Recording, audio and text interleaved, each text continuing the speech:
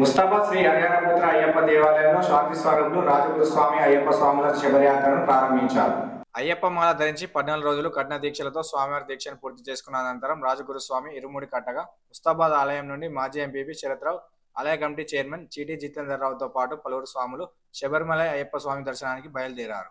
ఈ సందర్భంగా గురుస్వామి మాట్లాడుతూ లోక కళ్యాణార్థంతో పాటు ఇక్కడి ప్రాంత ప్రజలు సుభిక్షంగా ఉండాలని, కోరిన కోరికలు కొంగు బంగారం చేసి ఆ మణికంఠుని వేడుకుంటే కష్టాలు తొలగిపోతాయని గురుస్వామి తెలిపారు. ఈ కార్యక్రమంలో అయ్యప్ప స్వామి మాలదారులు, భక్తులు తదితరులు పాల్గొన్నారు.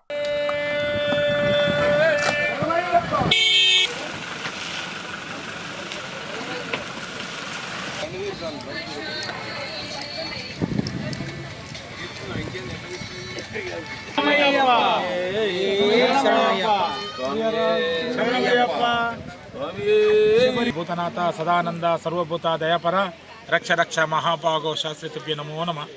ఈ స్వాములు మండలకాల దీక్ష చేసుకొని స్వామివారికి వారి నిజ రూపాన్ని స్వామికి అర్పితం చేయడానికి వెళ్తున్నాం.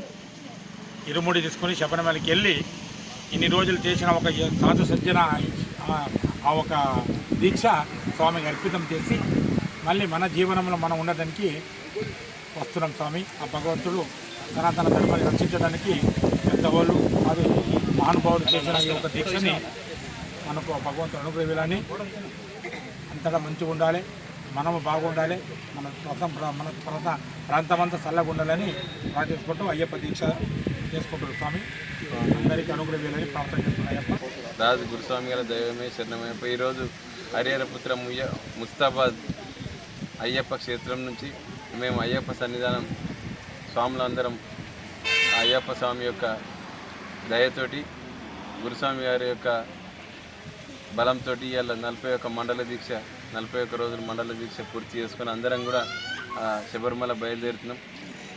ప్రతి సంవత్సరం కూడా ఆ స్వామి దయతోటి, గురుస్వామి గారి యొక్క ప్రోత్సాహంతో, గురుస్వామి గారి యొక్క మాకు సాక్షాత్తు నడిచే దేవుడు మా రాజు గురుస్వామి గారు.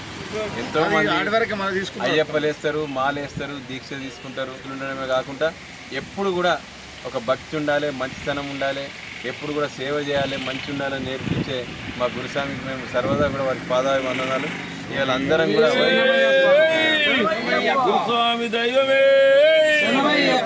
అందరం కూడా రాజు గురుస్వామి గారి ఆశీస్సులతో బయలుదేరి స్వామి దర్శనం చేసుకున్నందుకు కోరుతున్నాం. ఎప్పుడు కూడా ఈ ప్రాంతం అంతా మంచిగా ఉండాలని కోరుకుంటున్నాం.